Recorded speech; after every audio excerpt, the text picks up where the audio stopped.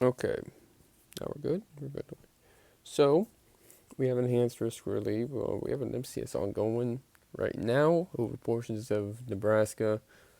This is sort of in the maturing stage right now. It's gonna probably begin to really ramp up with a swath of really significant damaging winds possible. Gusts up to 90 miles per hour can't be really ruled out, but for now, we have enhanced risk relief for mainly damaging winds as well as potentially large hail across portions of Kansas. Um,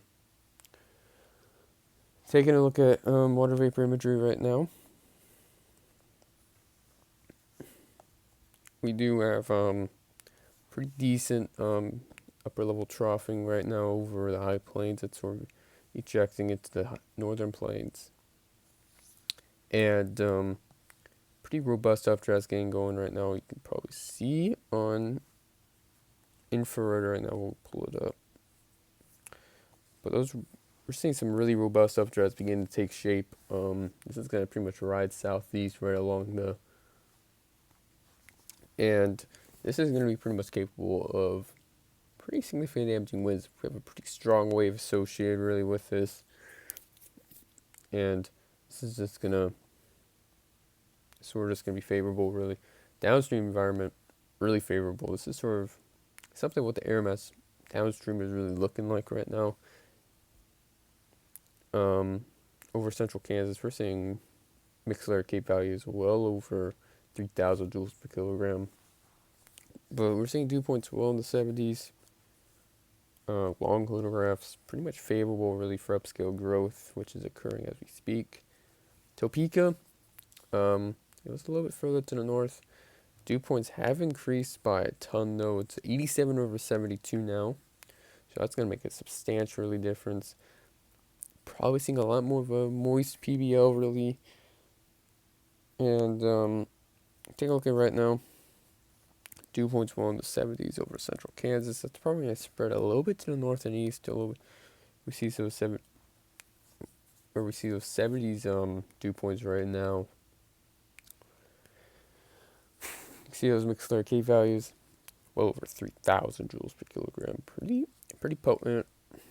That's gonna just ride southeast really. We had some ongoing convection, which sort of casts some uncertainty really with how far this will extend. And then okay.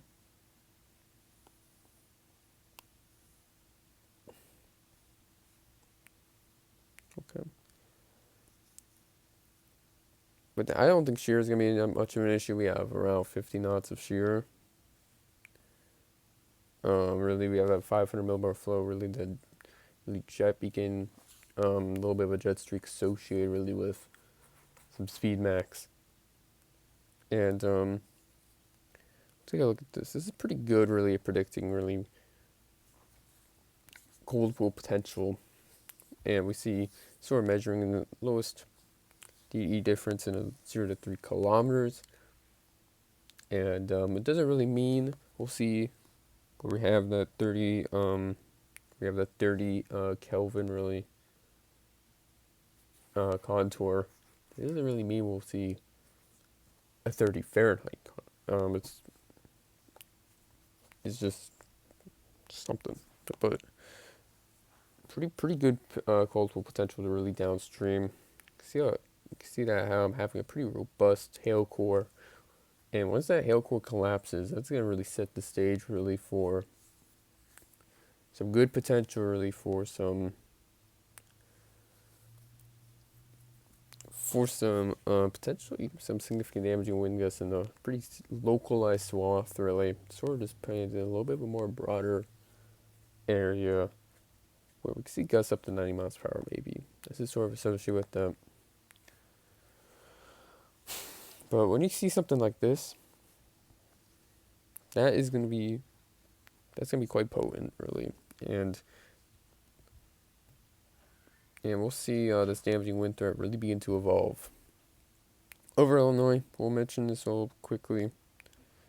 It looks like we have a little bit of pretty much we have some remnant outflow boundary over Iowa. Probably going to see some redevelopment storms right along it. We're going to see pretty favorable environment around here.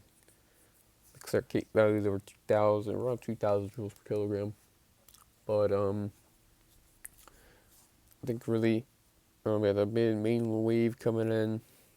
Then we had a secondary wave coming, sort of just nosing into the area. Gonna probably see some redevelopment right along the remnant alpha boundary from this morning's storms over Nebraska and Iowa, as well as maybe some weak cold front.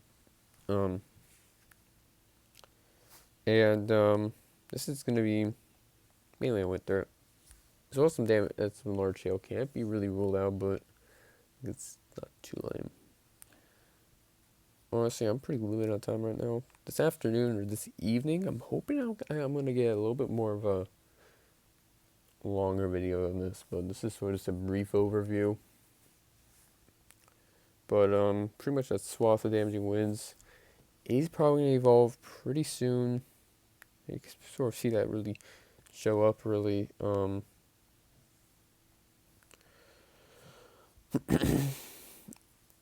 Really begin to really evolve, and you can probably see why I placed it where it did.